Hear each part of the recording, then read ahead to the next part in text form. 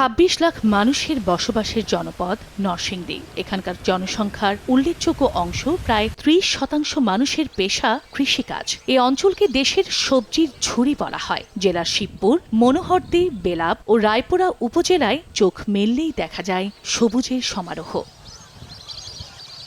উর্বর মাটি আর কৃষকের পরিশ্রমে নরসিংদী আজ সবজি উৎপাদনে স্বয়ংসম্পূর্ণ। এ জেলায় উৎপাদিত হয় বেগুন, ফুলকপি, শিম, বাঁধাকপি, পেঁপে সহ বিভিন্ন ধরনের সবজি। এখানকার উৎপাদিত শাকসবজির প্রায় 40% সরবরাহ করা হয় রাজধানী ঢাকা সহ আশপাশের কয়েক জেলায়। রপ্তানি করা হয় বিদেশেও। কখনো উচ্চ ফলন হলেও বাধা হয়ে দাঁড়ায় মধ্যস্বত্বভোগী বা জেলায় কোনো হিমাগার না থাকার সমস্যা। কাঁচামাল রাখার জন্য হিমাগার দরকার ছিল, ওইটা আমাদের নরসিংদীতে নাই। কৃষি যে পণ্যগুলো আছে ওইগুলা ভালো ট্রান্সপোর্টেশন বা বাজার যাতে স্থিতিশীল একটা বাজার থাকে। কৃষককে যেন আমরা মূল্যায়ন পাই এমন একটা লোক আমরা চাই।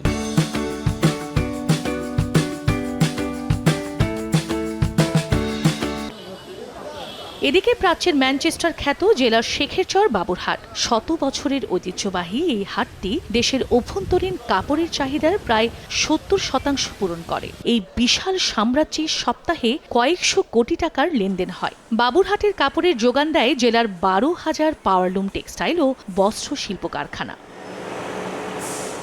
এছাড়া জেলার 2টি বিসিক শিল্পনগরী গড়ে উঠলেও সেখানে রয়েছে নানান সংকট। সবশেষ 2023 সালে সম্প্রসারিত নতুন বিসিকে প্লট বরাদ্দে রাজনৈতিক প্রভাব আর অব্যবস্থাপনার কারণে নরসিংদীর বিসিকের সম্ভাবনা এখন হুমকির মুখে। অভিযোগ আছে, বিসিকের প্লট বরাদ্দ থেকে শুরু করে দৈনন্দিন কার্যক্রমেও চলে রাজনৈতিক প্রভাব খাটিয়ে দখলদারিত্ব।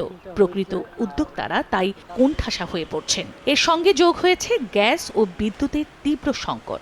নির্বাচন পরবর্তীতে যে উন্নয়ন মহাপরিকল্পনা, সেই উন্নয়ন মহাপরিকল্পনায় সকল মানুষকে সংযুক্ত করা, এটাই হবে সবচেয়ে বড় কাজ। মাধ্যমিক ও উচ্চ মাধ্যমিকে অভাবনীয় সাফল্যের রেকর্ড থাকলেও জেলা শহরে পা রাখলে আজও খুঁজে পাওয়া যাবে না কোনো পূর্ণাঙ্গ পাবলিক কিংবা বেসরকারি বিশ্ববিদ্যালয়, নেই কোনো মেডিকেল কলেজও।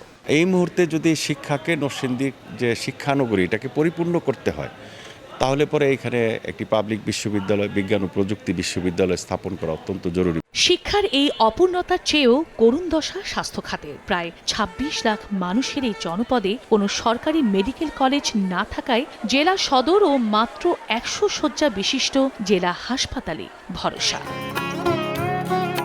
অন্যদিকে এ জেলায় 2500 বছরের প্রাচীন মহাজনপদ, রাজধানী ও একটি দুর্গ নগর নিয়ে ওয়ারি বটেশ্বর, সেই সঙ্গে প্রথম কোরআন শরীফ বাংলা অনুবাদ করা গিরিশচন্দ্র সেনের বাড়িসহ নানা প্রাচীন নিদর্শন আর প্রাকৃতিক সৌন্দর্যপূর্ণ স্থান থাকার পরও পর্যটন কেন্দ্র গড়ে না ওঠায় আক্ষেপ জানান বিশিষ্টজনেরা। নতুন সরকার যারা গঠন করবে তাদের প্রতি আমাদের একটা বিশেষ আহ্বান থাকবে, পর্যটন নগরী হিসেবে গড়ে তোলার উদ্যোগটা তারা গ্রহণ করবে এবং সেটা বেসরকারি উদ্যোক্তা যারা আছে তাদেরকেও তারা সহায়তা করতে পারে। জেলায় আগামী দিনে কৃষি, শিল্প, শিক্ষা ও চিকিৎসা খাতে বৈপ্লবিক পরিবর্তন আসবে এমনটাই প্রত্যাশা এ জেলার প্রায় 19.5 লাখ ভোটার সহ সবারই। সময় সংবাদ, নরসিংদী।